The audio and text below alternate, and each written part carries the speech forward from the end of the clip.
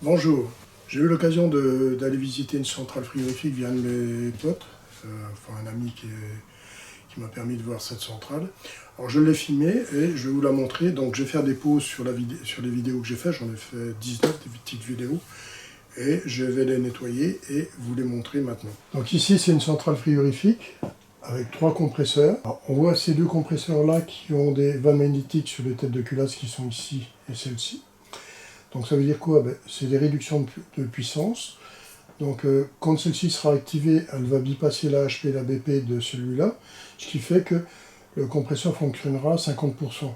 Et idem ici. Donc quand il y a un seul qui est comme ça, quand celui-ci est arrêté, admettons que celui-ci est arrêté et celui-ci est arrêté, que celui-ci fonctionne, on n'est qu'à 50% ici, si elle est activée. Maintenant, elle est activée, c'est 100%. Maintenant, celle-ci est en fonction, mais celle-ci est la vanne magnétique est activée, donc le piston ne comprime pas, n'aspire pas, puisqu'on bypasse la HP et la BP, ce qui fait que là, on est à 3/4 de ces deux-là. Maintenant, si elle n'est pas activée, là, on a 2 puissances totales. Par contre, celui-ci, on croit qu'il n'a rien du tout, mais non. Lui, il a une variation de vitesse qui est dans un tableau électrique, donc il a variation de vitesse, celui-ci. Donc lui va faire en exagérant, de 0 à 100%. En général, c'est 30%. En dessous de 30%, c'est pas trop génial pour les compresseurs, pour la lubrification. Donc, on va travailler avec celui-ci en variation de vitesse. Donc, ça sera mon compresseur numéro 1. Compresseur numéro 2, celui-ci va enclencher, c'est-à-dire la vanne magnétique sera alimentée là, celui-ci sera en fonctionnement. Après, si on a besoin de plus de puissance, celui-ci ne sera plus alimenté sur sa vanne magnétique, donc il sera à 100%. Si on a encore besoin de plus de puissance, celle-ci sera alimentée et c'est ce piston-là qui fonctionnera. Si on a besoin des 3 compresseurs, la vanne magnétique est désalimentée, et ce qui fait qu'on aura tous les 3 compresseurs qui fonctionneront. Alors maintenant, qu'est-ce qu'on a? On a 1, 2, 3 lignes de refoulement qui vont sur un collecteur ici, et qui vont partir ici. On va voir plus tard que ça va sur un séparateur d'huile. Ici, on a la ligne d'aspiration. La ligne d'aspiration va sur un gros tube derrière, on le voit ici, ce gros tube qui est ici. Donc ce gros tube, il est bien fait, on le verra un peu mieux tantôt, parce qu'il fait bouteille anti-coupe liquide en même temps. On a une tuyauterie, la tuyauterie d'aspiration centrale est ici, pour arriver sur ce gros tube, ce qui est pas mal fait. Donc, et on aura une prise en bas pour récupérer l'huile qu'il y aurait éventuellement dans le séparateur de liquide. Alors ce qu'on a aussi, c'est ici des contrôleurs de niveau d'huile. Donc ces contrôleurs de niveau d'huile vont nous amener l'huile dans les carters des compresseurs. Les tuyauteries qui sont ici, vous voyez. Ici vous avez l'huile qui vient en dessous de la bouteille d'huile. Ici il y a un séparateur d'huile de ce côté-là. Ici il y a une bouteille d'huile. Et en dessous de la bouteille d'huile, on a un piquage. L'huile arrive ici, est distribuée ici pour aller dans chaque compresseur, pour alimenter les compresseurs quand il y en a besoin. Donc on va voir un peu plus loin maintenant. Donc ici maintenant, qu'est-ce qu'on a? On a la bouteille accumulatrice d'huile. Donc le tuyau qui est ici, c'est l'huile qui vient de mon séparateur d'huile qui est de l'autre côté là-bas. L'huile va être prise ici et va être emmenée dans chaque compresseur. Alors ici évidemment, c'est une pression HP qui va pousser l'huile pour l'emmener là-bas. Et ici, on a tous nos pressostats qui sont pris là avec manomètre. On va les voir plus loin.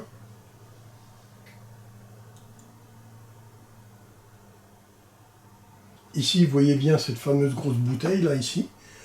C'est un collecteur où les lignes d'aspiration sont bien prises dessus, comme vous voyez. Ça ressemble à une bouteille, on croirait une bouteille de liquide, mais non. C'est le gros collecteur qui nous permet de faire bouteille anti-coupe liquide en même temps. Pour voir derrière, vous voyez, cette grosse bouteille qu'il y a derrière, on la voit bien.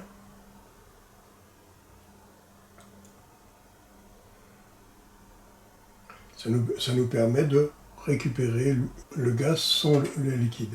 Alors, chaque compresseur a son contrôleur de niveau d'huile qui est ici. Voilà, contrôleur de niveau d'huile ici, qui est placé à la place du voyant ici. Et sur le contrôleur de niveau d'huile, il y a un voyant qui est ici, qui nous permet de voir le niveau d'huile du système. Alors ici, qu'est-ce qu'on a? On a des pressostats de régulation. Ça, c'est des régulateurs d'enfose pour aller sur notre panneau qu'on verra tantôt. Donc ça, c'est pour faire la régulation des vitesses des différents compresseurs, avec les étages et tout.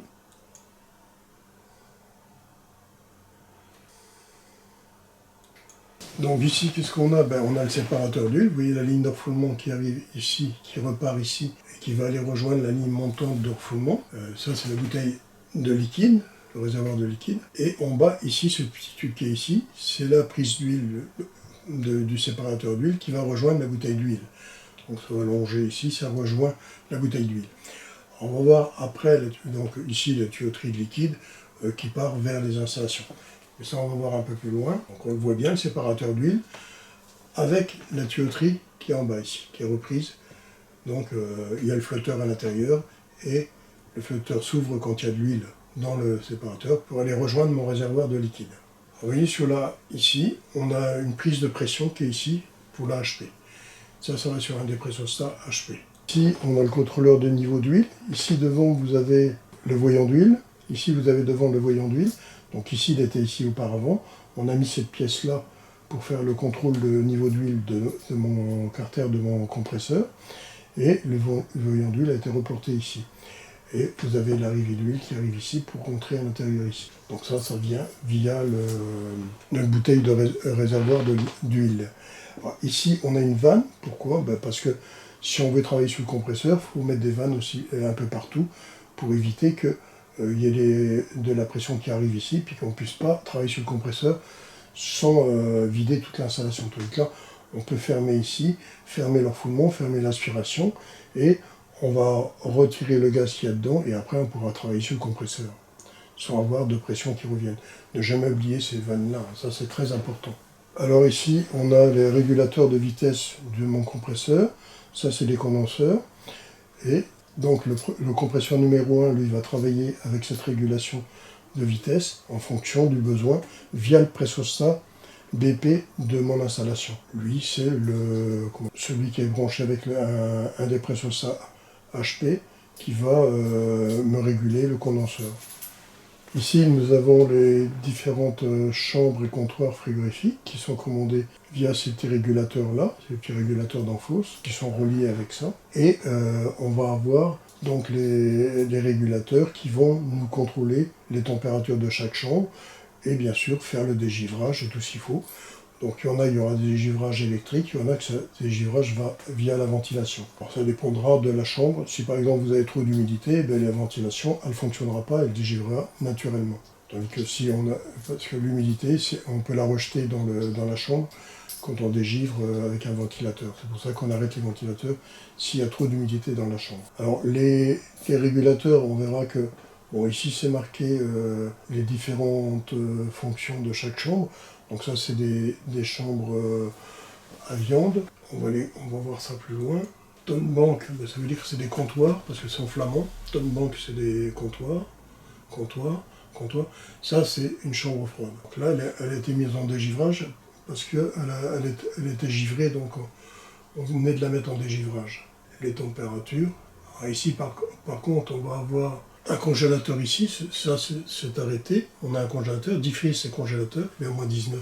Donc ici, c'est 2 chambres froides pour la viande. Donc ici, on a le régulateur d'enfausse qui nous reprend tous les paramètres de chaque comptoir et chaque chambre froide, qui va nous les répertorier là-dessus. Et les compresseurs. Donc les compresseurs et tout est repris dessus ici, via ce régulateur d'enfausse. Donc ça, c'est un AKSC 355. Alors toute la régulation des compresseurs se fait avec ça. Donc les pressostats ISUS vont être reliés à ça. Donc les pressostats électroniques vont être reliés à tout ce régulateur-là, qui lui va être commandé par le panneau qu'on a vu tantôt là. Donc le grand panneau on va paramétrer via ici, et lui on verra toutes les informations sur le panneau pour qu'on puisse le lire et voir les alarmes et tout. Et quand on arrive sur place, on peut lire toutes les alarmes et toutes les températures, si tout est correct ou pas. Donc ici, on a notre régulateur qui est ici. C'est plusieurs régulateurs qui sont mis l'un à côté de l'autre. Il y en a un là et un là, pour nous commander notre centrale frigorifique. Alors ici, on a tous les contacteurs. C'est des contacteurs de puissance avec des commandes qui sont prises au-dessus, avec des contacts de maintien qui sont remis au-dessus. Ça c'est la puissance, vous voyez la puissance qui est derrière, et au-dessus c'est la commande. Donc c'est des contacteurs de nouvelle génération à l'époque. Hein. Maintenant, ils sont un peu plus... Il y a encore des changements, mais ceux-là sont pas vieux. Ils sont pas vieux du tout. Alors, ici, on a tout un paquet de relais Finder pour notre commande. Toute la commande des chambres froides et tout ça. Donc ici, c'est les alarmes, bien sûr. Tout ça, c'est des petits relais, bon, style Findler, avec voyant dessus, vous voyez. Donc ils ont plusieurs contacts à l'intérieur. C'est très pratique, ces petits relais-là. C'est même super génial. Il faut reconnaître qu'il y en a encore même 3 ici. Ils sont super géniaux. J'aime bien travailler avec ça. Alors ici, qu'est-ce qu'on voit? On voit, donc, ça vient de la ligne de refoulement qui sortait du séparateur d'huile, qui va là et qui va monter. Pour aller rejoindre, on va voir un récupérateur de chaleur pour l'eau chaude. Ici, c'est ma ligne d'aspiration. On a un anaconda là, un anaconda là. Donc c'est pour les vibrations que c'est posé ici. Et ici, on a d'un côté ici la prise de liquide qui va aller rejoindre les installations. Et ici, qu'est-ce qu'on a? On a le retour de liquide de mon condenseur ici. Donc le retour de liquide du condenseur vient en haut de la bouteille.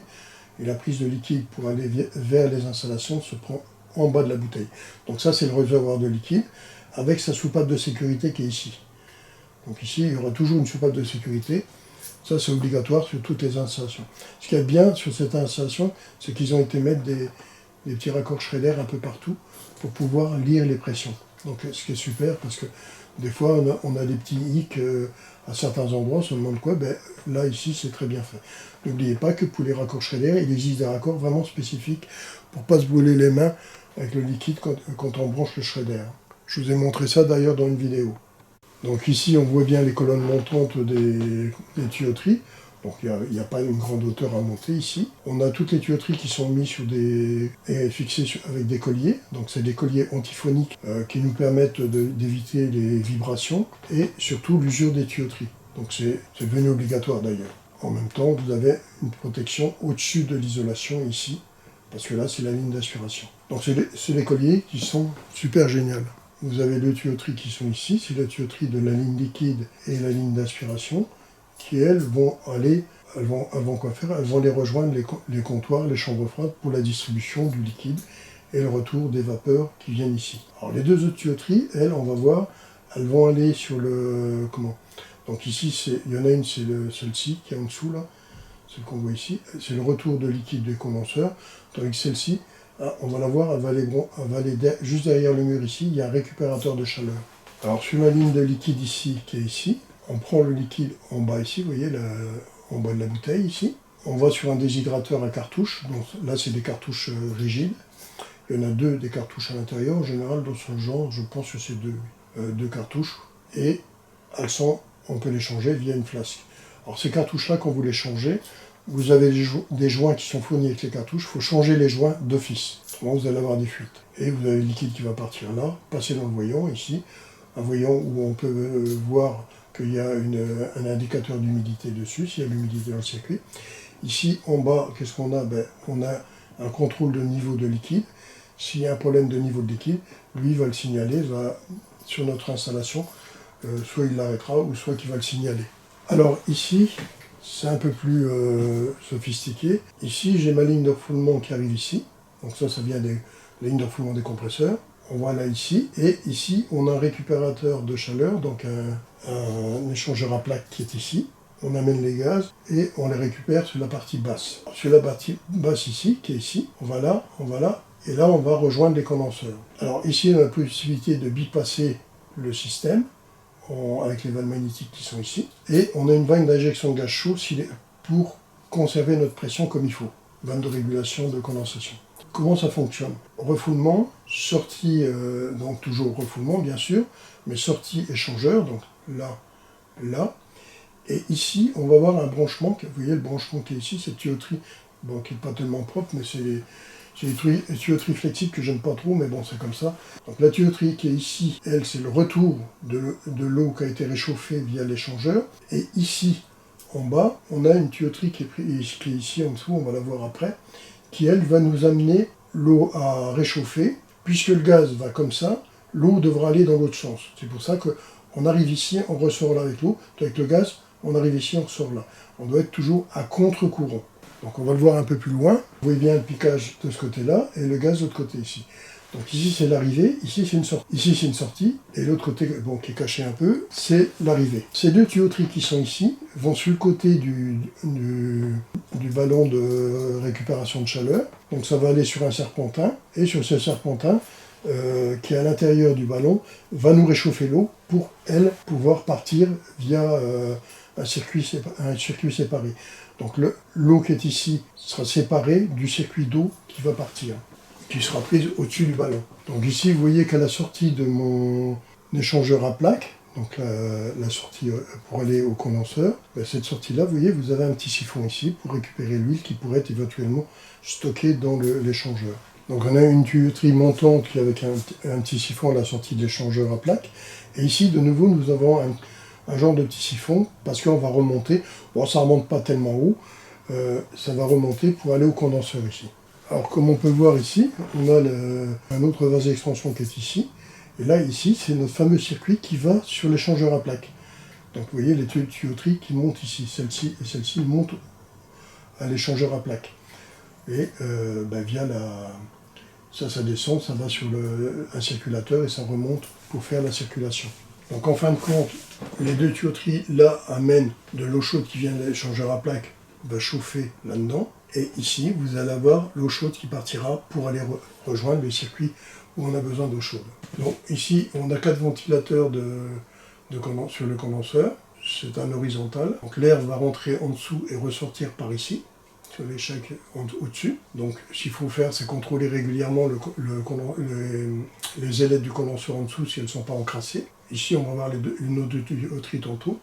Donc ici, on va mettre en route. Vous voyez, les ventilateurs tournent, fonctionnent. Alors, ici, vous avez la ligne de refoulement et la ligne de départ liquide. Donc on descend pour regarder comment c'est branché. Ici, on a une tuyauterie qui est ici, c'est la ligne de refoulement, et en dessous se trouve le liquide. Ici, on voit bien, ça va distribuer dans toute la nappe du condenseur au point haut, et on va récupérer le liquide au point bas pour repartir ici et aller rejoindre la bouteille de liquide qui est en bas près des compresseurs. Voilà, on a fini cette vidéo sur la centrale frigorifique positive. Donc, je vous ai expliqué le maximum que j'avais filmé. Bon, j'ai fait un nettoyage des vidéos, j'ai mis beaucoup sur pause pour vous expliquer chaque élément le plus possible. Je retournerai encore sur cette installation, mais là pour la partie congélation, il n'y a pas de centrale de congélation, il y a juste un groupe monobloc, un monobloc qui est posé en toiture, avec 2 comptoirs avec des portes vitrées. Allez, je vous laisse et je vous souhaite une bonne fin de journée. À bientôt.